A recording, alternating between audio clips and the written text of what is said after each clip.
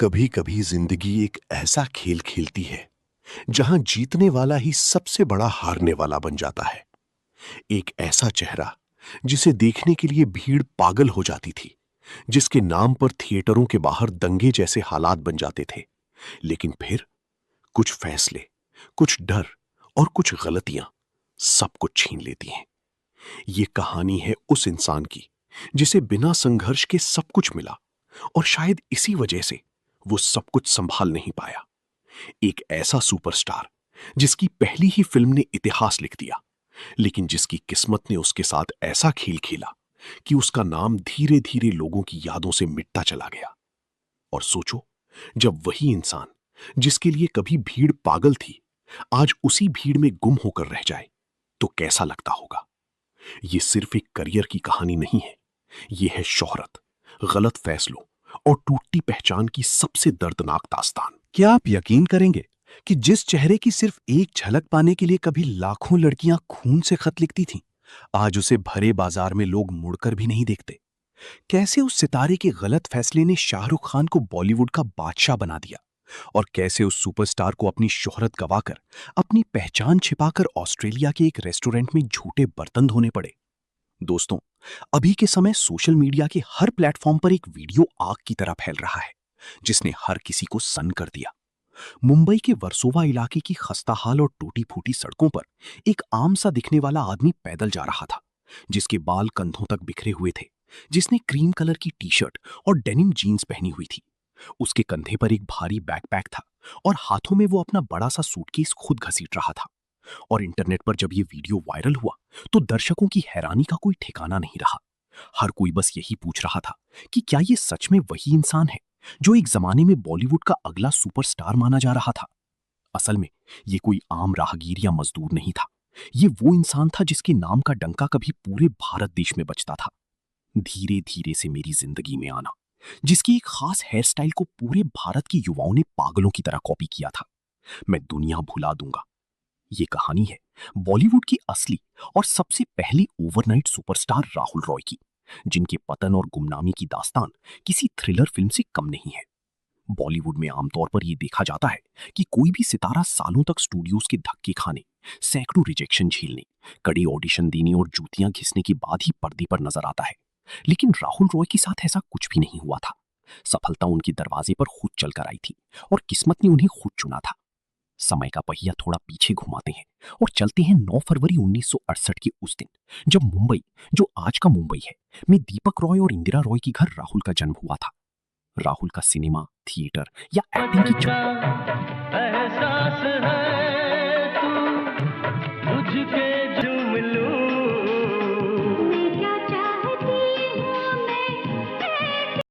तभी उनकी नजर राहुल रॉय की फोटो पर गई जो दीवार पर टंगी हुई थी। महेश भट्ट ने पूछ लिया कि ये कौन है। तब इंदिरा ने बताया कि वो उनके बेटे हैं। महेश भट्ट को राहुल इतने पसंद आए कि उन्होंने उनको लॉन्च करने का मन बना लिया। इंदिरा से पूछा कि राहुल क्या करते हैं, तो उन्होंने बताया कि वो मॉडलिंग करते हैं। इतना सुनते ही वो बोल पड़े कि इन्हें वो जल्द ही फिल्मों में लाएंगे। भट्ट साहब ने बिना कोई समय गवाए उसी वक्त राहुल को अपने घर बुला लिया। राहुल और महेश भट्ट की वो ऐतिहासिक मुलाकात सिर्फ 4 से 5 मिनट की ही रही होगी। उस चंद मिनटों की छोटी सी बातचीत में महेश भट्ट ने एक दीवानगी भरी प्रेम कहानी का पूरा खाका राहुल को सुनाया। राहुल, जिन्हें फिल्मों में एक्टिंग करने में कोई खास दिलचस्पी नहीं थी, उन्होंने केवल अपनी मां के कहने पर बिना कुछ ज्यादा सोचे समझे उस फिल्म के लिए हां कर दी। ना कोई एक्टिंग की क्लास ली गई, ना कोई कड़ा ऑडिशन हुआ और ना ही वर्षों का कोई कड़ा स्ट्रगल किया गया। साल 1990 का वो दौर था जब बॉलीवुड में सिर्फ एक्शन और मारधाड़ वाली फिल्मों का ही बोलबाला था। ऐसे में देश भर के सिनेमाघरों में एक ऐसी फिल्म रिलीज हुई जिसने भारतीय बॉक्स ऑफिस की पूरी व्याकरण और गणित ही बदल कर रख दी। महेश भट्ट के शानदार निर्देशन में बनी इस रोमांटिक फिल्म का नाम था आशिकी। राहुल रॉय और अनु अग्रवाल जैसे दो बिल्कुल अनजान और फ्रेश चेहरों को लेकर बनी इस फिल्म ने देश में ऐसा बवंडर ला दिया जिसमें सब कुछ उड़ गया।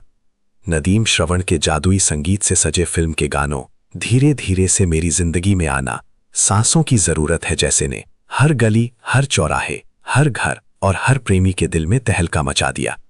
ऑडियो कैसेट खरीदने के लिए म्यूजिक दुकानों के बाहर मीलों लंबी लाइनें लगने लगी, जो उस दौर में एक अजूबा था। आशिकी का सुरूर और जादू लोगों के सिर चढ़कर कुछ ऐसा बोला कि ये फिल्म लगातार 6 महीनों तक हाउसफुल बोर्ड के साथ थिएटर्स में शान से लगी रही।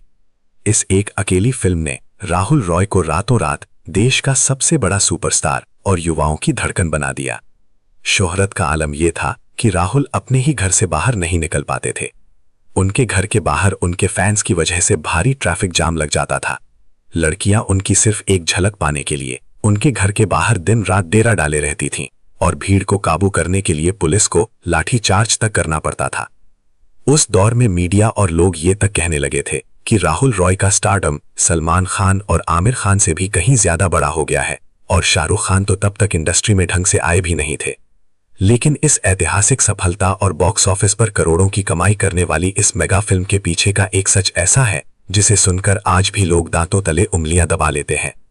रातों रात पूरे देश के नेशनल क्रश बने राहुल रॉय को इस ब्लॉकबस्टर फिल्म के लिए फीस के तौर पर 1 लाख रुपए मिले थे। लेकिन उस वक्त 22 साल के उस मासूम लड़के के लिए पैसों से ज्यादा अहमियत उस अंधी और बेतहाशा शोहरत की थी जिसने उसके दिमाग को 7वें आसमान पर पहुंचा दिया था। वो एक ऐसा खुदा बन चुका था जिसकी पूजा हर भारतीय युवा कर रहा था।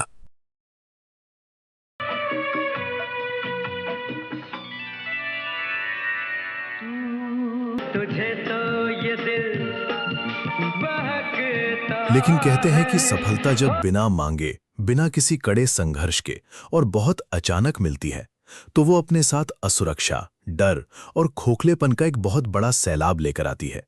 राहुल रॉय के साथ भी बिल्कुल ऐसा ही हुआ। आशिकी की इस भारी सफलता के बाद राहुल रॉय के घर के बाहर देश के सबसे बड़े फिल्म निर्माताओं, डायरेक्टर्स और फाइनेंसरों की लंबी कतार लग गई। हर कोई बस उन्हें अपनी फिल्म में साइन करना चाहता था और उन्हें एक साथ 60 फिल्मों के ऑफर मिल गए। लेकिन यहां राहुल की कहानी में एक बहुत भयानक मोड़ आता है। आशिकी की रिलीज के बाद फिल्म तो 6 महीने तक हाउसफुल चल रही थी, लेकिन हकीकत में राहुल रॉय के पास कोई नया काम नहीं था। वो घर पर बिल्कुल खाली बैठे थे। अचानक मिली उस अपार और पागलपन भरी शोहरत के बीच जब कोई उभरता हुआ अभिनेता घर की 4 दीवारी में 6 महीने तक खाली बैठता है, तो उसके दिमाग में गहरा डर पैदा होने लगता है कि कहीं ये सब एक सपना तो नहीं, कहीं ये शोहरत पानी के बुलबुले की तरह फूट तो नहीं जाएगी। अगर कल मुझे किसी ने काम नहीं दिया तो मेरा क्या होगा?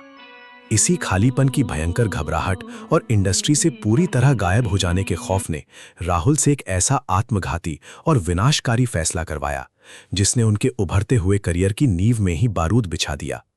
डर और जल्दबाजी के उस भंवर में फंसकर उन्होंने महज 11 दिनों के अंदर उन 60 में से 47, कुल मिलाकर 49 फिल्में एक साथ साइन कर लीं। ये एक ऐसा पागलपन भरा रिकॉर्ड है जिसे आज तक बॉलीवुड का कोई भी बड़ा सुपरस्टार तोड़ नहीं पाया है। राहुल रॉय अब एक इंसान से मशीन बन चुके थे और वो एक दिन में 3-3 शिफ्टों में लगातार काम करने लगे थे। गजब तमाशा, सपने साजन के, फिर तेरी कहानी याद आई से गुमराह, नसीब, अचानक, प्यार का साया जैसी दर्जनों फिल्में उनके खाते में जुड़ गईं। लेकिन सिनेमा सिर्फ एक सुंदर चेहरे से नहीं बल्कि मजबूत कहानी से चलता है। दर्शक जब सिनेमा घर में जाते तो वे हर फिल्म में राहुल रॉय का आशिकी वाला वही जादुई रोमांटिक और ग्लैमरस अवतार ही देखना चाहते थे। लेकिन बिना सोचे समझे, जल्दबाजी और असुरक्षा में साइन की गई इन दर्जनों फिल्मों की कहानियां बेहद कमजोर थीं। उनके किरदार पूरी तरह दिशाहीन थे। उनका शरीर और दिमाग इस कदर थकने लगा था कि सेट पर राहुल अक्सर बीमार और पस्त रहने लगे। लगातार काम के भयानक बोझ और गिरती सेहत के चलते उन्हें मजबूरन 23 फिल्में बीच में ही छोड़नी पड़ी। इस गैर पेशेवर रवैये से बॉलीवुड के कई बड़े और नामी डायरेक्टर उनसे सख्त नाराज हो गए और पूरी इंडस्ट्री में उनके खिलाफ एक नकारात्मक माहौल बनने लगा। और जो बाकी फिल्में रिलीज हुईं, उनमें से 25 लगातार बॉक्स ऑफिस पर औंधे मुंह गिर गईं। आशिकी का वो सम्मोहक जादू अब दर्शकों के सिर से पूरी तरह उतरने लगा था।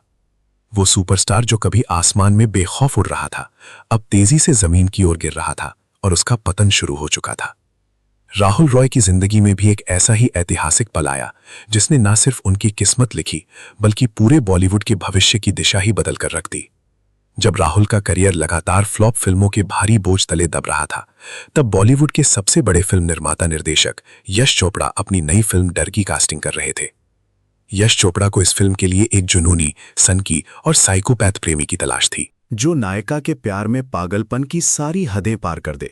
यश चोपड़ा ने ये खौफनाक और कल्ट किरदार खास राहुल रॉय को ही ध्यान में रखकर लिखा था। उन्होंने राहुल से संपर्क किया और उन्हें ये जबरदस्त रोल ऑफर किया।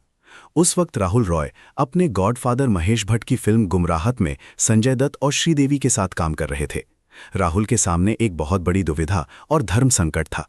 एक तरफ यश चोपड़ा जैसा दिग्गज निर्देशक था और दूसरी तरफ वो महेश भट्ट थे जिन्होंने उन्हें आशिकी देकर जमीन से आसमान तक पहुंचाया था। राहुल ने अपने करियर से ज्यादा अपनी वफादारी और भावनाओं को चुना। उन्होंने महेश भट्ट के प्रति अपनी कृतज्ञता दिखाते हुए यश चोपड़ा की इस संभावित ब्लॉकबस्टर फिल्म को बेहद नम्रता से ठुकरा दिया। ये एक ना राहुल के करियर की सबसे बड़ी और ऐतिहासिक गलती साबित हुई। ये वही रोल था जिसे बाद में एक बिल्कुल नए लड़के शाहरुख खान ने निभाया। शाहरुख ने आई लव यू किरण बोलकर पर्दे पर जो खौफ और जुनून पैदा किया, उसने उन्हें रातों रात बॉलीवुड का नया बादशाह बना दिया। जिस सिंहासन पर राहुल को बैठना था, उस पर शाहरुख खान का राज हो गया। एक गलत फैसले ने एक का करियर हमेशा के लिए तबाह कर दिया और दूसरे को इंडस्ट्री का भगवान बना दिया। हालांकि इसी दौरान 1992 में आई महेश भट्ट की फिल्म जुनून ने राहुल को कुछ फौरी राहत जरूर दी, जिसमें राहुल को इंसान से बाघ बनते हुए दिखाया गया था। 1993 में आई फिर तेरी कहानी याद आई में भी उनके काम को सराहा गया, लेकिन लगातार फ्लॉप फिल्मों के गहरे दाग को ये कुछ गिनी चुनी फिल्में बिल्कुल धो नहीं सकीं। जब किसी सितारे का करियर ढलान पर होता है तो उसका निजी जीवन सबसे ज्यादा असुरक्षित और चर्चा का विषय हो जाता है। 90 के दशक की पत्रिकाओं और गॉसिप कॉलम में राहुल रॉय के अफेयर्स की खबरें आग की तरह फैलती थीं। उनकी लव लाइफ किसी फिल्म की नाटकीय स्क्रिप्ट से कम नहीं थी। जानम और जुनून के सेट पर उनकी नज़दीकियां अपनी ही गॉडफादर की बेटी पूजा भट्ट से बढ़ने लगी। दोनों अक्सर शूटिंग के बाद साथ समय बिताते थे और उनके अफेयर के चर्चे हर मैगजीन के कवर पेज पर थे। लेकिन दोनों के ही करियर अपने उफान और ढलान से गुजर रहे थे, जिसके चलते उन्होंने इस रिश्ते को आगे न बढ़ाने का फैसला किया। इसके बाद 1996 में मझधार फिल्म के सेट पर उनकी मुलाकात नेपाली सुंदरी मनीषा कोइराला से हुई, लेकिन राहुल की अपने करियर की असुरक्षाओं के कारण ये रिश्ता भी टूट गया। फिर उनकी जिंदगी में आई साउथ की अभिनेत्री सुमन रंगनाथन। 90 के दशक में जब लिव इन रिलेशनशिप को एक बहुत बड़ा टैबू माना जाता था, तब राहुल और सुमन लिव इन में रहने लगे और इंडस्ट्री के आइट कपल माने जाने लगे। लेकिन 3 साल बाद जब सुमन ने साउथ फिल्म इंडस्ट्री का रुख किया तो लंबी दूरी के कारण ये प्यार भी हमेशा के लिए दम तोड़ गया। लेकिन राहुल के पतन का कारण सिर्फ उनके अफेयर्स बिल्कुल नहीं थे। कुछ ऐसे भयंकर विवाद थे जिन्होंने उनकी साफ सुथरी छवि की धज्जियां उड़ा दी। वो दौर पीआर एजेंसियों का नहीं था जो आज की तरह सितारों की गलतियों पर पर्दा डाल सकें। एक रात शराब पीकर गाड़ी चलाते हुए राहुल ने एक आम आदमी का एक्सीडेंट कर दिया और उसके बाद हुई सड़क पर मारपीट ने उनकी क्यूट रोमांटिक बॉय की छवि को पूरी तरह से चकनाचूर कर दिया। पुलिस केस हुआ और लोग उन्हें एक बिगड़ैल, शराबी और गुस्सैल इंसान मानने लगे। लेकिन उनके ताबूत में आखिरी कील ठोकी उस दौर की येलो जर्नलिज्म ने।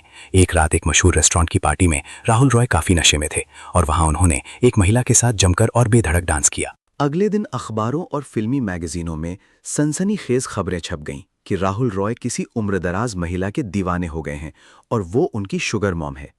मीडिया ने बिना कोई तहकीकात किए उनके चरित्र की धज्जियां उड़ा दी। सच्चाई ये थी कि किसी को इस बात की खबर तक नहीं थी कि जिस महिला के साथ वो डांस कर रहे थे वो कोई और नहीं बल्कि उनकी अपनी सगी मां इंदिरा रॉय थीं। इस भद्दी, घटिया और शर्मनाक अफवाह ने उनके परिवार और उनकी मानसिक स्थिति पर बहुत गहरा आघात किया और दर्शकों ने उनसे पूरी तरह मुंह मोड़ना शुरू कर दिया। बॉक्स ऑफिस और इज्जत दोनों उनके हाथ से रेत की तरह फिसल चुके थे। बॉलीवुड की क्रूर चमक दमक, फ्लॉप फिल्मों के कलंक और विवादों की गंदगी से पूरी तरह हार मान चुके राहुल की जिंदगी में 1998 में एक सुकून का पल आया। एक पार्टी के दौरान उनकी मुलाकात खूबसूरत मॉडल राजक्ष्मी खानविलकर से हुई। राजक्ष्मी इससे पहले समीर सोनी से शादी करके महज 6 महीने में तलाक ले चुकी थी। दोनों टूटे हुए दिलों ने एक दूसरे में सहारा ढूंढा और सन 2000 में राहुल ने राजक्ष्मी से शादी कर ली। फिल्में लगातार फ्लॉप हो रही थी। नए निर्देशकों ने उनके फोन उठाना बंद कर दिए थे। इसलिए राहुल ने अपनी जिंदगी का सबसे दर्दनाक और कड़वा फैसला लिया। उन्होंने अपनी सारी शोहरत, बॉलीवुड और मुंबई की उन गलियों को छोड़ दिया जहां कभी उनके नाम के नारे लगते थे और अपनी पत्नी के साथ हमेशा के लिए ऑस्ट्रेलिया शिफ्ट हो गए। जो इंसान कभी लाखों दिलों की धड़कन था, उसे ऑस्ट्रेलिया में अपनी पहचान छिपानी पड़ी। वहां जब कोई भारतीय प्रवासी उन्हें पहचान लेता और पूछता कि आप आजकल क्या कर रहे हैं, तो उनके पास कोई जवाब नहीं होता था। उनके अंदर का खालीपन उन्हें खाए जा रहा था। पेट पालने, सरवाइव करने और अपनी पत्नी के साथ विदेशी सरजमीन पर गुजारा करने के लिए राहुल रॉय को ऑस्ट्रेलिया के एक रेस्टोरेंट के किचन में झूठे बर्तन तक धोने पड़े।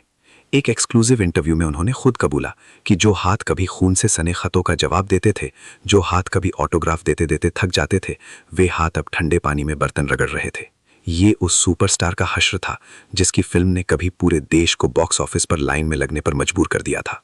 14 साल तक गुमनामी का ये लंबा और दर्दनाक वनवास चला, लेकिन किस्मत को उनका सुकून यहां भी मंजूर नहीं था। आपसी मतभेदों के चलते 2014 में उनकी पत्नी राजलक्ष्मी ने भी उन्हें छोड़ दिया और दोनों का तलाक हो गया। 46 साल की उम्र में राहुल रॉय एक बार फिर वहीं खड़े थे जहां से उन्होंने शुरुआत की थी, बिल्कुल अकेले और खाली हाथ। राहुल ने अपनी किस्मत को एक आखिरी बार आजमाने की कोशिश की थी। साल 2006 में वे बिग बॉस के पहले सीजन में गए थे और उस घर में उनकी शांत छवि ने दर्शकों का दिल जीत लिया था। लोगों ने उन्हें भारी वोटों से जिताकर बिग बॉस 1 का पहला विजेता बना दिया था। राहुल को लगा कि अब बॉलीवुड के दरवाजे उनके लिए फिर से खुल जाएंगे, लेकिन बिग बॉस जीतने के बाद भी किसी एलिस्टार डायरेक्टर ने उन्हें अपनी फिल्म में साइन नहीं किया। रोजी रोटी चलाने और कैमरे के सामने खड़े रहने की भूख मिटाने के लिए राहुल को भोजपुरी फिल्मों का सहारा लिया। हालात इतने बदतर हो गए कि उन्होंने Bipasha the black beauty, crime partner जैसी सी ग्रेड और डी ग्रेड फिल्मों में काम किया, जिनके नाम सुनकर भी एक सुपरस्टार को शर्म आ जाए। 2011 में उन्होंने अपनी सारी जमा पूंजी दांव पर लगाकर ऐलान नाम की एक फिल्म बनाई, लेकिन ये फिल्म भी बुरी तरह डूब गई और वो सड़क पर आ गए। जिंदगी ने अभी राहुल रॉय का सबसे क्रूर और कड़ा इम्तिहान लेना बाकी रखा था। साल 2020 में पूरी दुनिया कोरोना से कांप रही थी और राहुल कारगिल की -15 डिग्री तापमान वाली जानलेवा ठंड में अपनी नई फिल्म LAC की शूटिंग कर रहे थे। इसी शूटिंग के दौरान उन्हें एक बेहद गंभीर और जानलेवा ब्रेन स्ट्रोक आया। उन्हें तुरंत एयरलिफ्ट करके मुंबई लाया गया और ICU में भर्ती कराया गया। स्ट्रोक इतना भयानक था कि उन्हें अफेजिया नाम की बीमारी हो गई, जिसमें इंसान के बोलने और समझने की ताकत छिन जाती है। जरा कल्पना कीजिए, जो अभिनेता कभी पर्दे पर गानों पर होठ हिलाकर लाखों लोगों को दीवाना बनाता था, आज उसके मुंह से एक स्पष्ट शब्द नहीं निकल पा रहा था। इस मुश्किल घड़ी में बॉलीवुड का सबसे क्रूर, घिनौना और स्वार्थी चेहरा बेनकाब हुआ। जिन महेश भट्ट को राहुल अपना गॉडफादर मानते थे, जिनके लिए उन्होंने डर फिल्म तक ठुकरा दी थी, उस भट्ट परिवार और पूजा भट्ट ने राहुल को अस्पताल में हालचाल पूछने के लिए एक फोन तक नहीं किया। करिश्मा कपूर, मनीषा कोइराला और रवीना टंडन जैसी उन सभी बड़ी हीरोइनों ने भी पूरी तरह से मुंह फेर लिया, जिनके साथ राहुल ने कभी पर्दे पर रोमांस किया था। राहुल के पास अपने इलाज तक के पैसे नहीं बचे थे और अस्पताल का लाखों का बिल बन चुका था। ऐसे में जब उनके अपने गॉडफादरों ने साथ छोड़ दिया, तब इंडस्ट्री का एक ऐसा सुपरस्टार उनके लिए फरिश्ता बनकर सामने आया, जिससे राहुल की कोई गहरी दोस्ती भी नहीं थी। वो नाम था सलमान खान। सलमान खान ने चुपचाप राहुल रॉय के अस्पताल का सारा बकाया बिल, जो 2 लाख रुपए से भी अधिक था, अपनी जेब से भर दिया। जब दुनिया उनके पतन का तमाशा देख रही थी, तब सलमान ने उन्हें सड़क पर आने से बचा लिया। इस घने अंधेरे समय में राहुल की गोद ली हुई मुंह बोली बहन प्रियंका रॉय हरीमा उनके लिए ढाल बनकर खड़ी रहीं। एक पूर्व मॉडल से साध्वी बन चुकी प्रियंका ने राहुल के दोबारा चलने, फिरने और बोलने तक की पूरी जिम्मेदारी उठाई। आज जब वो मुंबई के वर्सोवा इलाके की खस्ताहाल सड़कों पर अपना भारी सूटकेस खुद घसीटते हुए कैमरे में कैद होते हैं, तो ये केवल एक वायरल वीडियो नहीं है। ये उस क्रूर सत्य का जीता जागता प्रतिबिंब है जो बताता है कि सिनेमा की दुनिया अंदर से कितनी बेरहम, सर्द और मतलबी हो सकती है। तमाम झटके खाने और मौत को मात देने के बाद राहुल ने 2023 की मनोवैज्ञानिक ड्रामा फिल्म आगरा से वापसी की, लेकिन वो स्टारडम और वो आशिकी वाला दौर हमेशा के लिए इतिहास के पन्नों में दफन हो गया। राहुल रॉय की कहानी हमें ये सिखाती है कि सफलता को हासिल करना शायद आसान हो सकता है, लेकिन उसे संभालना दुनिया का सबसे मुश्किल काम है। एक गलत फैसला, एक पल का डर और एक बुरी अफवाह इंसान की पूरी जिंदगी निगल सकती है। भले ही उनकी 49 फिल्में फ्लॉप हो गई हों, भले ही आज की पीढ़ी उन्हें सड़कों पर आम इंसान की तरह देखकर पहचान ना पाए, लेकिन भारतीय सिनेमा के इतिहास में एक सच हमेशा सुनहरे अक्षरों में दर्ज रहेगा कि आशिकी के दौर में जो क्रेज राहुल रॉय का था ना, वैसा कोई दूसरा हुआ है और ना कभी होगा।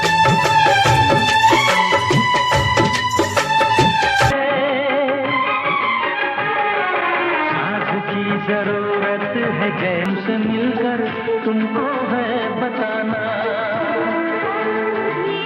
तू मेरी हर खुशी बत जा संग दिल हसीना। तो दोस्तों, ये थी एक ऐसे सितारे की कहानी जिसने आसमान को छुआ भी और जमीन पर बिखरना भी सीखा। ये कहानी सिर्फ राहुल रॉय की नहीं है, ये हर उस इंसान की कहानी है जो बिना तैयारी के मिली सफलता को संभाल नहीं पाता। याद रखिए, किस्मत आपको ऊपर जरूर उठा सकती है, लेकिन वहां टिके रहना सिर्फ आपके फैसलों पर निर्भर करता है। अगर इस कहानी ने आपको सोचने पर मजबूर किया हो, तो इस वीडियो को लाइक जरूर करें और ऐसे ही अनसुने, चौंकाने वाले बॉलीवुड किस्सों के लिए हमारे चैनल को सब्सक्राइब करना बिल्कुल मत भूलिए। और हाँ, कमेंट